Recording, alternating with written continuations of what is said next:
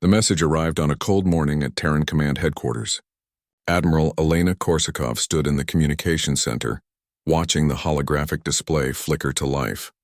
The alien face that appeared was tall and angular, with purple skin that seemed to shimmer under artificial light.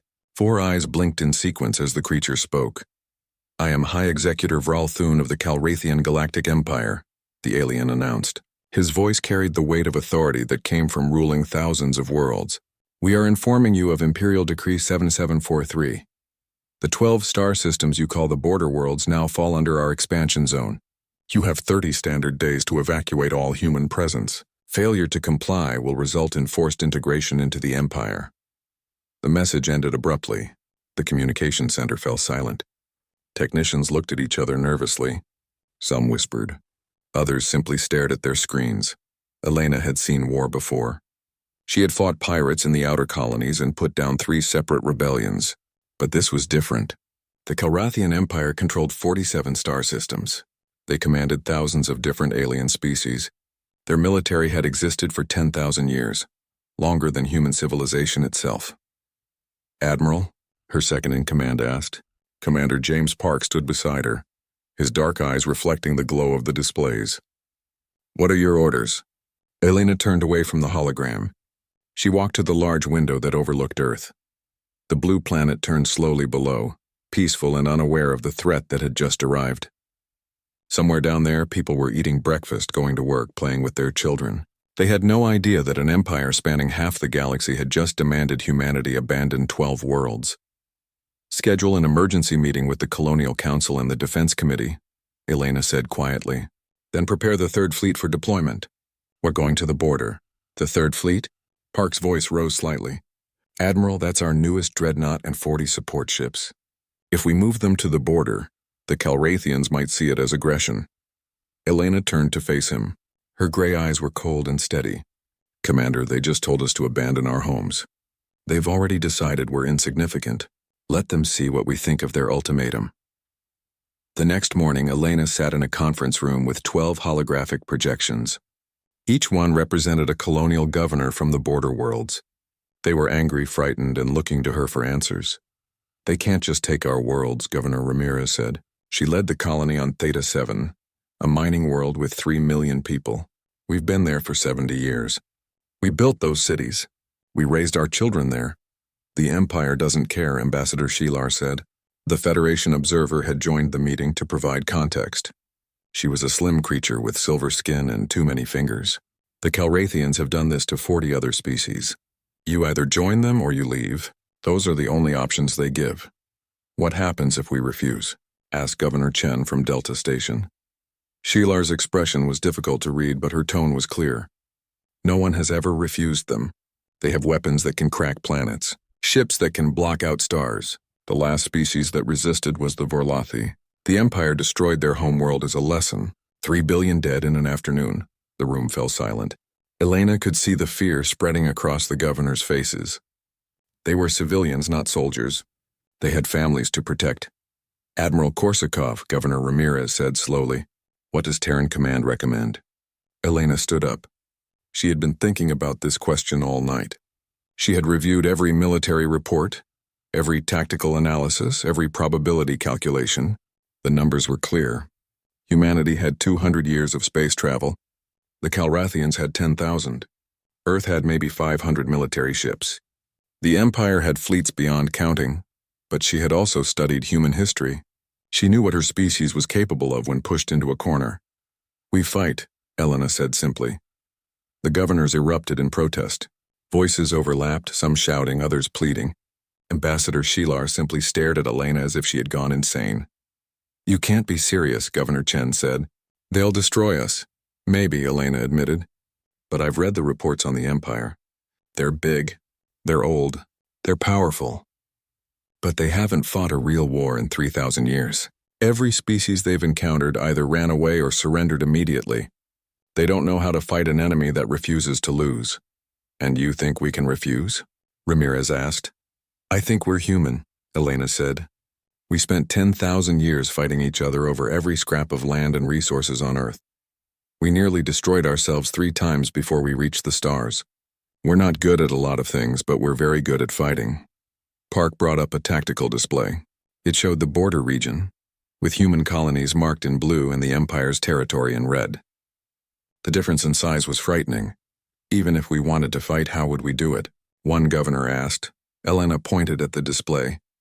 The Empire thinks we're primitives. They think we'll panic and run. We're going to use that. I'm taking the Third Fleet to the border right now. We're going to establish defensive positions at every colony. We're going to make it clear that this line doesn't move. What if they attack? Governor Chen asked. Then we show them what humans do when someone tries to take our homes, Elena said. The meeting ended with a vote. 8 governors voted to support military resistance. 4 wanted to negotiate. It was enough.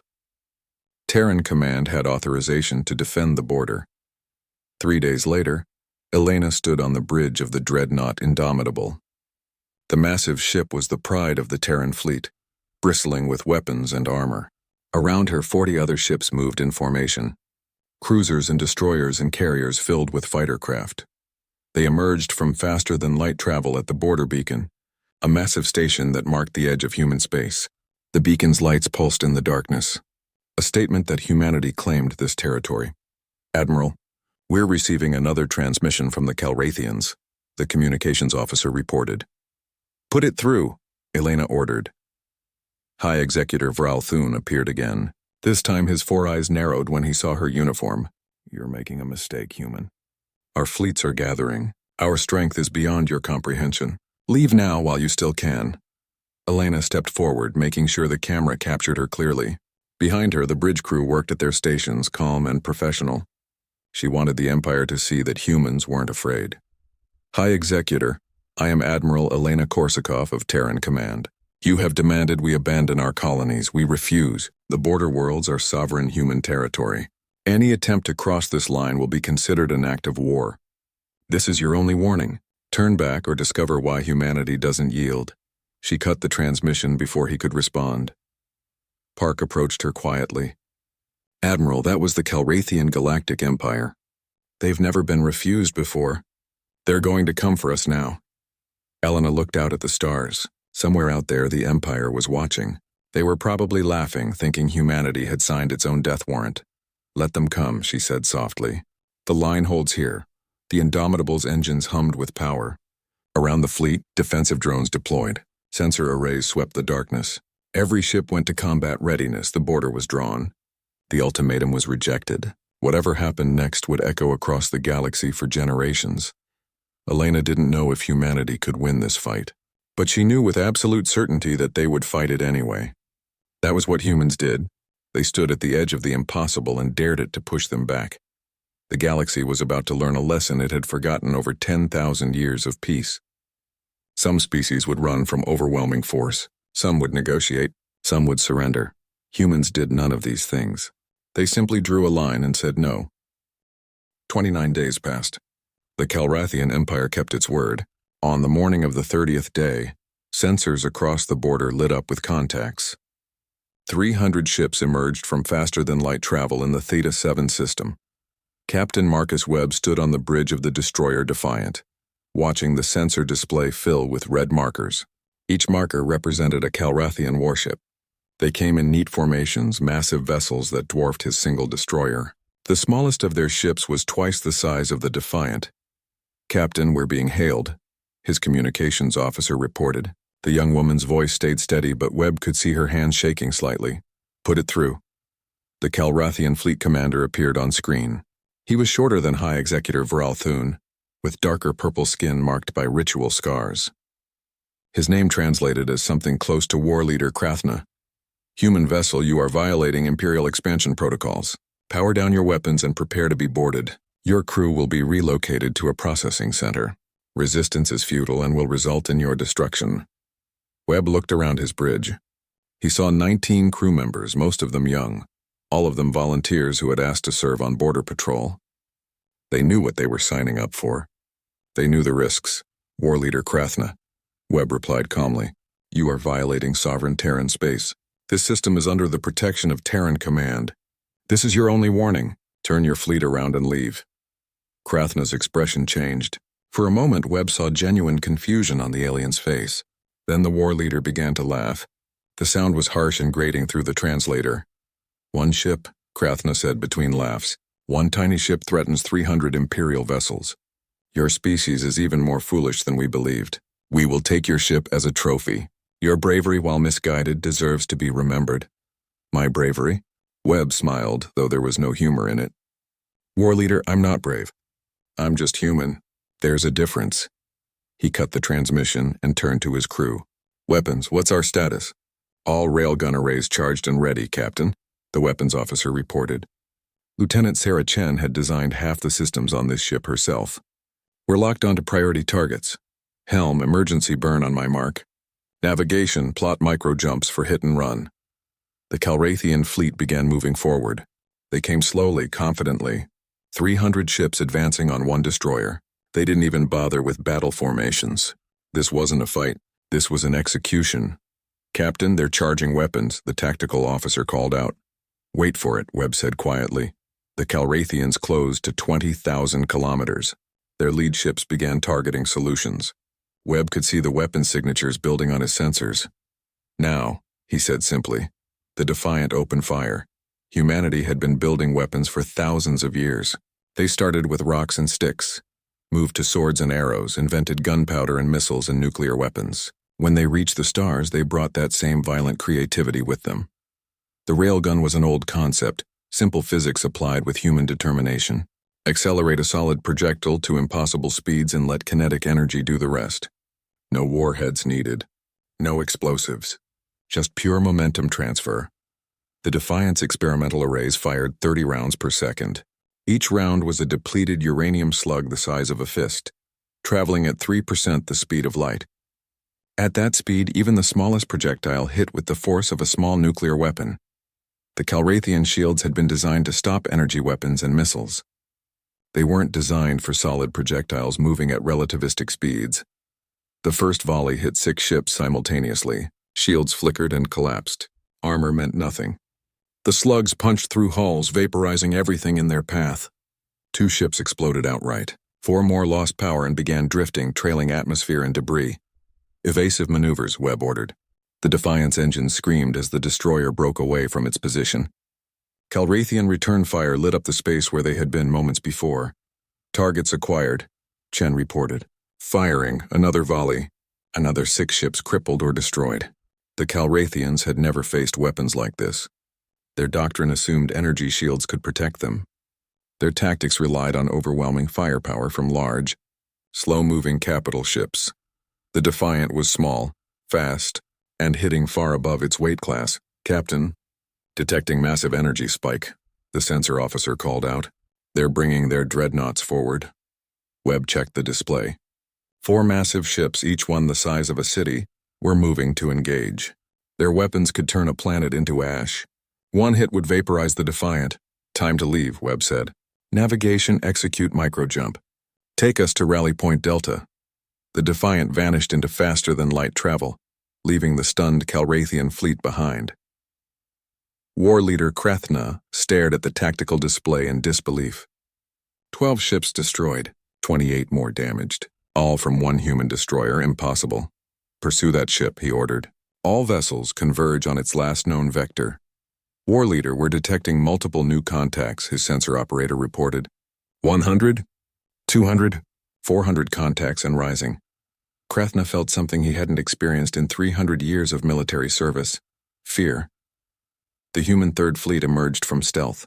Admiral Korsakov had positioned them in a wide sphere around the system, waiting. The Defiant had been bait, and the Calrathians had taken it eagerly. Now they were surrounded. "All ships weapons free," Elena ordered from the Indomitable. "Execute attack pattern Sigma."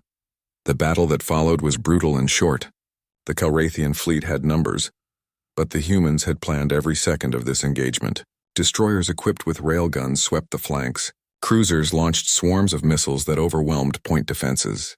The Indomitable itself fired its main cannon, a macer array that could cut through shields like they weren't there. The Calrathians fought back. Their weapons were powerful, refined over thousands of years. They destroyed 15 human ships in the first 10 minutes, but they were fighting an enemy that didn't fear death, and that made all the difference. Human ships that took critical damage didn't retreat. They accelerated toward enemy vessels and rammed them. Crew members stayed at their stations even as ships came apart around them, firing weapons until the last possible second. 2 hours into the battle, war leader Krathna gave the order to retreat. His fleet had been reduced to less than 100 ships. The humans had lost 40 vessels but showed no signs of stopping. As the surviving Calrathian ships fled into faster-than-light travel, Krathna recorded a message for High Executor Vralthun. The humans fought like nothing we have ever encountered. They do not value their lives over victory. Their weapons are crude but effective. Their tactics are unpredictable. I recommend we reconsider this expansion. He sent the message, knowing it would likely end his career. The Empire did not accept defeat. On the bridge of the Indomitable, Elena watched the enemy fleet disappear. Around her, the crew erupted in cheers. They had won. Against impossible odds, they had won. But Elena didn't celebrate. She knew this was just the beginning. The Empire would be angry now. They would come back with more ships, more weapons, more determination. "Commander Park," she said quietly. "Yes, Admiral.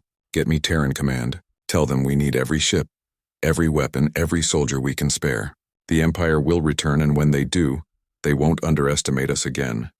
She looked out at the stars, at the debris field where 40 human ships had died defending their home. Their crews had known the risks. They had fought anyway. And Park? Tell the shipyards to start building more destroyers like the Defiant. A lot more. Across the galaxy, the news spread quickly. The Calrathian Empire, undefeated for 10,000 years, had lost a battle to a species barely 2 centuries old. Governments watched. Military analysts studied the engagement. Traders began calculating new routes that avoided human space. Ambassador Shilar sent a report to her superiors. It concluded with a simple assessment. The humans cannot win this war, but they may not lose it either. The Empire has awakened something dangerous. At border stations across human space, crews prepared for the next assault. They strengthened defenses, stocked ammunition, said goodbye to loved ones. They knew what was coming. The galaxy was about to witness something it hadn't seen in millennia. A real war. Not a conquest. Not an integration. A fight between two forces that refused to break. And humanity had just proven they knew how to make it hurt. High Executor Vralthun stood in the Grand Chamber on the Calrathian throne world. Around him, the Council of Dominance waited in silence. The ancient hall had witnessed 10,000 years of imperial victories. Today it would hear about defeat. 200 ships lost, Vralthun said, his 4 eyes scanning the council members. To a species we considered primitive. To creatures who have barely learned to travel between stars. This is unacceptable. Subcommander Relka, oldest member of the council, spoke carefully. Perhaps we should reconsider this expansion. The humans have proven more capable than anticipated. We could negotiate, establish a treaty recognizing their border. The chamber erupted. Voices rose in anger and disbelief. The concept of negotiation was foreign to the Empire. They conquered or they ignored. Those were the only options. Vralthun raised one clawed hand for silence. The Empire does not negotiate with inferiors. We have ruled this galaxy for longer than most species have existed. If we show weakness now, if we allow one defeat to change our course, how many others will think they can resist us? He turned to the strategic display that dominated the chamber. It showed the entire galaxy, with Imperial territory marked in purple. The human space was a tiny blue dot on the edge. We will mobilize the core fleets, Vralthun announced. 5,000 ships. Every weapon we possess. We will not simply defeat the humans. We will erase them. We will make their homeworld a monument to the price of resistance. 5,000 ships? Relka looked shocked. High Executor, that is more force than we have deployed in 3,000 years. It will cost immense resources, take months to assemble. Then we begin immediately, Vralthun said coldly. The humans will learn what it means to defy the Empire. On Earth, Admiral Korsakov stood in the war room deep beneath Terran Command headquarters. 45 days had passed since the Battle of Theta 7. Intelligence reports covered every wall, all saying the same thing. The Empire was coming, and they were bringing everything. 5,000 ships confirmed, Commander Park said, pointing at the latest reconnaissance data. They're gathering at staging points across 3 systems. Our analysts believe they'll attack in 3 waves. The first will hit our outer colonies, the second will target the border stations, and the third will push straight for Earth. General Marcus Hayes, head of Terran ground forces, studied the projections. Even if we pull every ship from every system, we can barely muster 600 vessels. We're outnumbered 8-1. 10-1, Park corrected. Some of our ships are still under construction. The new destroyers won't be ready for another month. Elena looked at the faces around her. These were the best military minds humanity had produced. Generals and admirals who had spent lifetimes studying warfare, and every single one of them knew the numbers didn't add up. We can't win a straight fight, Elena said simply. So we don't fight straight. What do you propose? Hayes asked. Elena pulled up a new display. It showed the border systems, but now they were marked with different symbols. Red for minefields, blue for automated defense platforms, green for mobile strike groups. We turn every colony into a fortress. We mine every approach vector. We fill space with weapons that don't need crews. For every ship they bring, we'll have 10,000 automated systems waiting to kill it. That will take enormous resources, someone objected. Then we use every resource we have, Elena shot back. Every mining station, every construction yard, every factory on every world. We've been at peace for 50 years. We've built a civilization. Now we turn that civilization into a weapon. And if it's not enough, General Hayes asked quietly. Elena's expression hardened. Then we make them pay for every meter of space. We make them bleed for every colony. We make them remember that humans don't surrender. She pulled up footage from the Battle of Theta 7, showing the moment Captain Webb's Defiant opened fire. The Empire thinks they know warfare because they've conquered so many species. But those species always ran or surrendered. They never fought back. We're going to teach the Calrathians what real war looks like. The meeting continued for 6 hours. Plans were drawn up, resources allocated, and orders sent to every corner of human space. Earth's orbital shipyards moved to triple shifts. Mining colonies began producing nothing but military-grade materials. Even civilian ships were being retrofitted with weapons.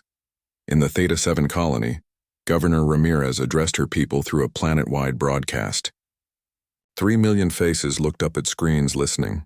The Empire is coming, she said without softening the truth. They're bringing thousands of ships. They intend to take our world or destroy it. Terran Command has offered evacuation. Any civilian who wants to leave will be transported to Earth. She paused, watching the crowd's reaction. Some people looked frightened. Others looked angry. All of them looked determined. But I'm not leaving, Ramirez continued. This is my home.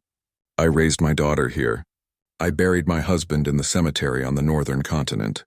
I'm not abandoning it to some empire that thinks they can take whatever they want. She gestured to the screen behind her, showing construction crews working around the clock. Those of you who choose to stay, we're going to fight. Not as soldiers, we're not military, but we can help. We can build defenses. We can operate automated systems. We can make it so expensive to take this world that the Empire wishes they never tried. The response surprised even Ramirez. 80% of the population voted to stay. They couldn't all fight, so the children and elderly were evacuated. But everyone else remained, turning their colony into a fortress. Similar scenes played out across all 12 border worlds. Civilians became militia. Farming communities became military installations. Humanity showed a talent for war that came from thousands of years of fighting each other. Captain Marcus Webb, now promoted to commander after his actions at Theta 7, oversaw the construction of new destroyer squadrons. The Defiant had proven the design. Now they were building 50 more ships just like it. The railgun arrays are efficient but expensive, his chief engineer reported. We're stripping resources from civilian infrastructure to build them. Strip whatever you need, Webb said. When the Empire arrives, nobody will care about civilian infrastructure if we're all dead. He watched the construction through the station's observation window. Ships took shape in the void, built at speeds that would have been impossible a year ago. Humanity had always been good at building when necessary. Ambassador Shelar sent regular reports to the Federation Council. Her latest message was particularly urgent. The humans are not preparing for battle. They are preparing for extinction-level warfare. Every colony, every station, every asteroid has been militarized. They are spending resources at an unsustainable rate. If they survive the Empire's assault, their economy will take decades to recover. They are betting everything on this defense. She paused, then added a personal note. I have observed 43 different species over my career. None have shown this level of commitment to a seemingly unwinnable fight. The humans either don't understand the odds or they don't care. I suspect it's the latter. 60 days after Theta 7, Elena received the first reports of Empire fleet movements. They were coming just as intelligence had predicted. 3 massive armadas, each one larger than anything humanity had ever assembled. She stood on the bridge of the Indomitable, now stationed at the border's central defense point. Around her, 90 ships waited in formation. It was the largest concentration of human military force since the colony wars. "Admiral, we're receiving multiple transmissions from the border stations," communications reported. They're all saying the same thing. The Empire's first wave just entered sensor range. 2,000 ships confirmed. Elena felt the weight of command settle on her shoulders. Millions of lives depended on the decisions she made in the next few hours. Earth itself could fall if she failed, but she also felt something else. Pride, not in herself, but in her species. Against impossible odds, facing an enemy with 10,000 years of conquest behind them, humanity had looked at the approaching doom and decided to fight anyway. "All stations, this is Admiral Korsakov," she broadcast on all channels. "The Empire is here. They think their numbers will break us. They think we'll panic and surrender. They're wrong. Every human throughout history who stood against impossible odds, everyone who fought when retreat was the smart choice, they're with us now. The line holds. Today, tomorrow, forever. The line holds." Across 12 star systems, across hundreds of stations and thousands of ships, millions of humans heard her words. They weren't professional soldiers, most of them. They were miners and engineers, farmers and teachers, parents and children who had never wanted war. But they were human, and humans knew how to fight. The first wave of the Calrathian assault began. 2,000 ships crossed the border, heading for the outer colonies. They expected resistance. They expected a battle. They got a massacre. The humans had turned space itself into a weapon. Every kilometer was watched, mined, and defended. The Empire's ships flew into a prepared kill zone, and humanity showed them what 200 years of weapons development could achieve when you never stopped preparing for war. The Calrathian first wave hit the outer defenses of the Theta system like a hammer. 2,000 ships, weapons charged, shields at maximum. War leader Krathna, given a chance to redeem himself, led the assault. He expected the humans to meet him with their fleet, to fight ship to ship in honorable combat. Instead, he flew into hell. The first mines detonated when his vanguard was 50,000 kilometers from the colony. They weren't traditional explosives. Humans had spent 60 days building something worse. Nuclear-pumped lasers, thousands of them, hidden in debris fields and powered by small fusion warheads. When they activated, they turned empty space into a web of cutting energy. 300 ships died in the first 30 seconds. Shields meant nothing when the attack came from every direction at once. Calrathian vessels that had survived 1,000 battles simply came apart, cut into pieces by invisible beams of coherent light. "Evasive action," Krathna screamed, but there was nowhere to go. The minefield extended for millions of kilometers. Every time his ships tried to maneuver, they triggered more weapons. Then the railgun platforms opened fire. Humanity had built them in secret, disguised as sensor arrays and communication satellites. Each platform held a single railgun, less powerful than those on the Defiant, but still deadly. They fired solid slugs at fractional light speed, and the Calrathians learned what their shields couldn't stop. "Fall back to defensive formation," Krathna ordered. His fleet tried to regroup, pulling into a tight sphere where they could support each other with overlapping fire. It was standard Imperial doctrine tested over thousands of years. It was also exactly what the humans wanted them to do. The asteroid came out of nowhere. The Calrathians detected it far too late. A chunk of rock 5 kilometers across, accelerating on chemical rockets that had been attached months ago. It wasn't moving at relativistic speeds, but it didn't need to. At 500 kilometers per second, mass was mass. The asteroid hit the center of the Calrathian formation and shattered. Fragments tore through shields and armor. Ships that survived the initial impact found themselves trapped in a debris field traveling at lethal velocity. Hundreds more vessels died, crushed or torn apart by simple kinetic force.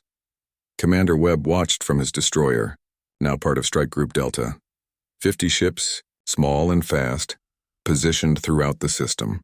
They had stayed hidden during the initial assault, waiting for their moment. "All ships weapons free," he ordered. "Attack pattern Web 7. The human strike group hit the Calrathians from behind. Railguns fired, missiles launched, and close-range lasers cut through damaged ships. The Empire's fleet, reeling from the automated defenses, suddenly found themselves fighting an actual military force. The battle lasted 6 hours. When it ended, less than 800 Calrathian ships retreated. The humans lost 19 vessels, most of them damaged platforms and stations. The kill ratio was nearly 40-1. High Executor Vralthun received the report in stunned silence. 2,000 ships sent. 800 returned. The humans had turned the Theta system into a death trap. Deploy the second wave, he ordered. 3,000 ships. Sweep the minefields clear before advancing. Use our heavy siege vessels to destroy the platforms from range. The second wave learned from the first. They came slowly, methodically, sending expendable drones ahead to trigger the mines. They kept their distance from the automated platforms, using long-range weapons to destroy them one by one. It took them 10 days to clear a single approach corridor to the colony. Admiral Korsakov watched their progress from the Indomitable. They're adapting, she told Commander Park. Good. It means they think they understand our strategy, don't they? Park asked. Elena smiled without humor. They understand what we've shown them. They have no idea what we've hidden. The Calrathian second wave finally reached the Theta system's inner defenses on day 75. 3,000 ships against Commander Webb's 50 destroyers and the colony's orbital platforms. The numbers were overwhelming. That's when Governor Ramirez activated Project Scorpion. The colony itself transformed. Manufacturing facilities that appeared to be producing civilian goods revealed their true purpose. Hundreds of missile silos built underground over 60 days opened and launched their payloads. Not toward the Calrathian fleet, but into stable orbits around the colony. Thousands of small satellites, each one carrying a simple payload. Ball bearings, millions of them, released into orbital paths calculated to intersect with any approach vector to the planet. The Calrathians detected them too late. At orbital velocities, even a ball bearing hit with devastating force. The small projectiles tore through ships that got too close to the colony, turning the planet into an untouchable fortress surrounded by a shell of kinetic weapons. Clever, the Calrathian fleet commander admitted, but we can wait. We will blockade the planet. Eventually, their resources will run out. Then Webb's strike group hit them again, and again, and again, hit-and-run attacks from unexpected angles. The human destroyers would appear, fire their railguns, and vanish into faster-than-light travel before the Calrathians could respond. They couldn't be everywhere, but they didn't need to be. They just needed to make the Empire's fleet constantly worried about the next attack. On day 80, the Mars volunteers arrived. They weren't military ships. They were mining vessels, cargo haulers, and civilian transports. 300 ships crewed by volunteers from the Mars colonies. People who had no military training but plenty of courage. Their ships had been modified, weapons removed to make room for a single system. Each vessel carried a faster-than-light drive programmed for one final jump. They came in waves, targeting the largest Calrathian vessels. The Empire's sensors detected them and marked them as non-threats. Civilian ships, probably trying to evacuate. Then the mining ships activated their drives while still in normal space. Physics didn't like it when you tried to enter faster-than-light travel near massive objects. The result was predictable and catastrophic. Each mining ship created a spatial distortion that tore apart everything nearby. They were suicide weapons, one-time use bombs that destroyed the ship and everything around it. The Mars volunteers took down 47 Calrathian capital ships. Every single volunteer died, but they made the Empire pay in blood for every meter of space. The galaxy watched in horror and fascination. Ambassador Shilar sent urgent reports. The humans are fighting with tactics we've never seen. They use their civilians as weapons. They sacrifice themselves without hesitation. This is not warfare as we understand it. This is something primal. The Calrathian second wave retreated on day 82. They had lost over 1,000 ships. The humans had destroyed or damaged another quarter of the Empire's assault force, and the border colonies still stood. High Executor Vralthun faced growing pressure from the Council of Dominance. We have lost 3,000 ships, Sub-Commander Relka stated. The humans have lost perhaps 200. This cannot continue. It will not, Vralthun said coldly. Deploy the third wave, every remaining ship. We will break through their defenses and strike at Earth itself. Once their homeworld is threatened, they will surrender. But he was wrong about humans in a fundamental way. They didn't fight harder when they had something to protect. They fought harder when they had something to lose. Admiral Korsakov received intelligence that the Empire's final assault was coming. Every ship they had left, nearly 2,000 vessels heading straight for Earth. She gathered her fleet at the Gateway Station, the last defensive position before humanity's home system. 90 ships battered and damaged from months of fighting. They were outnumbered 20-1. "Admiral, we can't win this fight," Commander Park said quietly. "No," Elena agreed, "but we can make it so expensive that the Empire never tries again." She broadcast to her fleet. "This is it. Everything we fought for.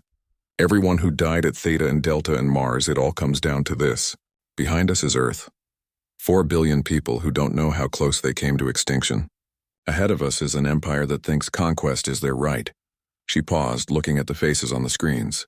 Young faces mostly. People who should have been living peaceful lives. "They're wrong," Elena continued. "We're going to prove them wrong. The line holds here at Gateway Station. If we fall fighting. If we win, we change the galaxy forever. Either way, we make them remember that humans don't yield." The Calrathian third wave appeared on sensors. 2,000 ships, the largest single fleet the Empire had deployed in 3 millennia. They came in battle formation, shields overlapping, weapons charged. At Gateway Station, 90 human ships waited. Behind them, Earth turned peacefully in space, unaware of the apocalypse approaching. Commander Webb's destroyer, patched up after 4 major battles, took position at Elena's side. Governor Ramirez, commanding a armed civilian cruiser crewed by Theta colonists, held the left flank. The Mars Memorial Squadron, named for the volunteers who died, held the right. "All ships," Elena said softly. "For Earth, for humanity. For everyone we've lost, fire." The Battle of Gateway Station began. It would last 3 days, and when it ended, the galaxy would never see humanity the same way again. Day 1 of the Battle of Gateway Station was pure chaos. The Calrathian fleet came in hard and fast, trying to overwhelm the human defenses through sheer numbers. 2,000 ships against 90. The mathematics should have been simple, but mathematics didn't account for human determination. Admiral Korsakov's fleet didn't try to hold a line. Instead, they flowed like water, moving through the Calrathian formation in small groups. Destroyers equipped with railguns would appear, fire devastating salvos, then vanish behind the cover of larger ships. Cruisers launched missile swarms that confused sensors and overwhelmed point defenses. Even damaged ships contributed, using their last power to ram enemy vessels or detonate their reactors at close range. High Executor Vralthun watched the battle from his command ship, the Imperial Glory, a massive dreadnought that had never seen defeat in 800 years of service. He couldn't understand what he was witnessing. "They're not following any tactical doctrine," his tactical officer reported, confusion clear in his voice. "Every ship operates independently. There's no unified command structure we can target." "Then destroy them all," Vralthun ordered. "Concentrate fire. Eliminate their vessels one by one." But the humans wouldn't stay still long enough to be eliminated. They fought like they had trained for this their entire lives because, in a way, they had. Every human grew up learning about Earth's wars, about desperate last stands and impossible victories. They carried that history in their blood. Commander Webb's destroyer took heavy fire in the first hour. His shields failed, his armor cracked, and half his crew died when a Calrathian energy weapon carved through the engineering section. But the Defiant kept fighting. Webb redirected all power to weapons and engines, turning his ship into a missile with railguns attached. "Captain, we've lost life support on decks 3 through 7, his first officer reported. The woman's face was covered in blood from a head wound, but she stayed at her station. "Reactor is at critical levels. We have maybe 10 minutes before containment fails. Then we make those 10 minutes count," Webb said calmly. He targeted the nearest Calrathian heavy cruiser. Helm ramming speed. The Defiant accelerated toward the enemy ship. Calrathian point defenses tore into the destroyer, but Webb's ship was already dead. It was just moving fast enough to take someone with it. The collision destroyed both vessels. The explosion lit up the battlefield for a brief moment, bright enough to be seen from Earth's surface. Commander Marcus Webb died doing what he had done since the war began, fighting. Admiral Korsakov saw the explosion and felt something cold settle in her chest. Webb had been a good officer, a good man. He deserved better than dying in the void of space. But there was no time for grief. The battle continued. "Admiral, we're down to 70 ships," Commander Park reported. His uniform was torn, and smoke filled the bridge from a fire in the ventilation system. The Indomitable had taken enormous damage, but it still fought. "The Calrathians have lost about 300 vessels, but they're adjusting their tactics. They're trying to surround us." Helena looked at the tactical display. Park was right. The Empire fleet was spreading out, trying to encircle the human forces and eliminate them through concentrated fire from all directions. "Signal all ships," Elena ordered. "Fall back to Earth's orbital space. We're going home." The retreat wasn't a surrender. It was a calculated move. The humans pulled back toward Earth, and the Calrathian fleet pursued. They thought they had won, thought the humans were finally breaking. They crossed into Earth's orbital defense perimeter on day 2 of the battle. Earth had spent 90 days preparing.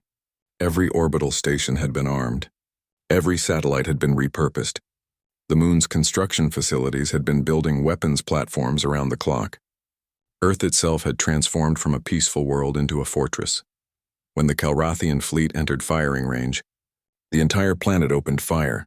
Thousands of weapons, from the smallest point defense laser to massive orbital railguns that used Earth's own rotation to add velocity to their projectiles. The humans had turned their home world into a weapon, and they used it without hesitation. The Calrathian fleet took catastrophic losses. Ships that had survived months of fighting died in seconds, torn apart by weapons fire from every direction. High Executive Vralthun watched his fleet disintegrate around him. "Withdraw," he ordered, his voice hollow. "All ships emergency faster than light travel. Get us out of this system." But Admiral Korsakov wasn't done. She had kept one secret in reserve, one final weapon. Project Prometheus had been under development since the war began. A theoretical weapon that military scientists said was possible but dangerous. "Deploy Prometheus," Elena ordered quietly. In orbit around Earth, hidden among the defense platforms, a weapon unlike anything the galaxy had seen before activated. It was simple in concept. Take a solid mass, any mass would do. Accelerate it using a massive electromagnetic launcher. Keep accelerating it until it reached a significant fraction of light speed. Then release it. The projectile was a tungsten rod 3 meters long and half a meter wide. Nothing special about it except the speed. When it launched, it was traveling at 90% the speed of light. At that velocity, the rod had more kinetic energy than most nuclear weapons. It didn't need explosives. It didn't need warheads. It was just mass and speed, turned into a weapon of almost unimaginable power. The rod hit the Imperial Glory dead center.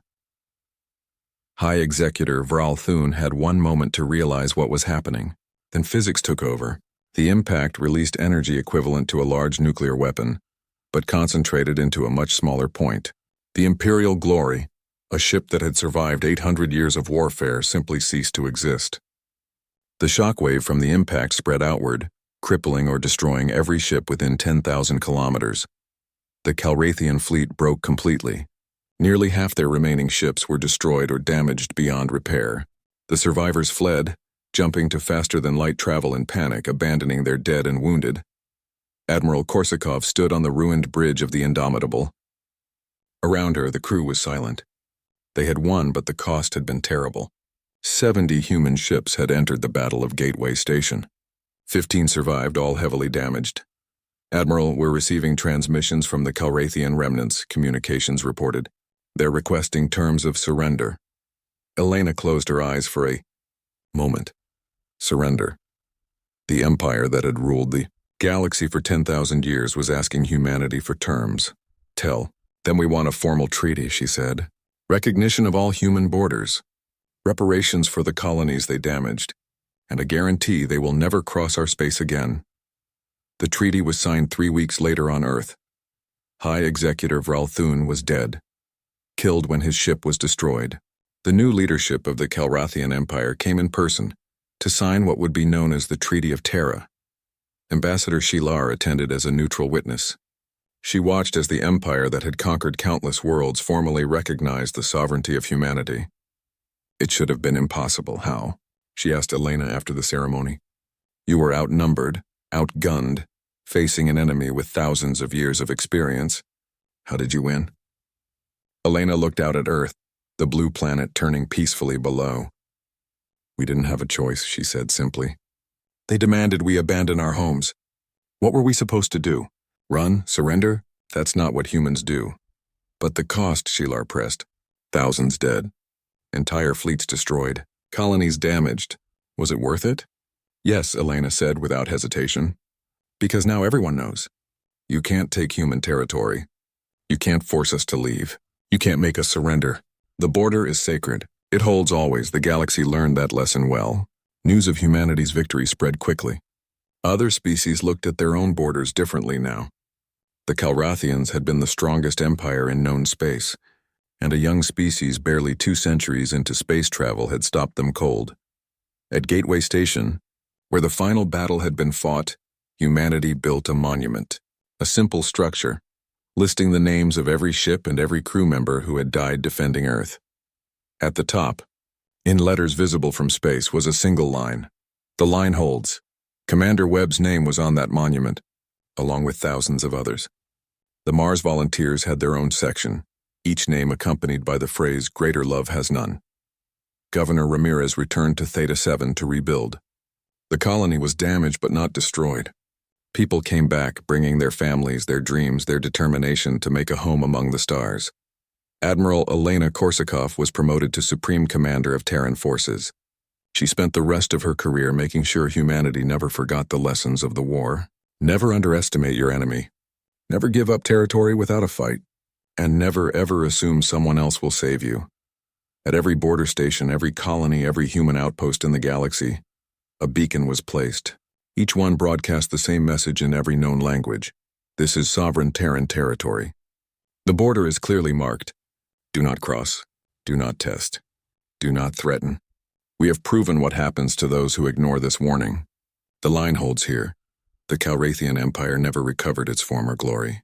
The defeated Earth damaged more than their fleet. It damaged their reputation, their confidence, their belief in inevitable victory.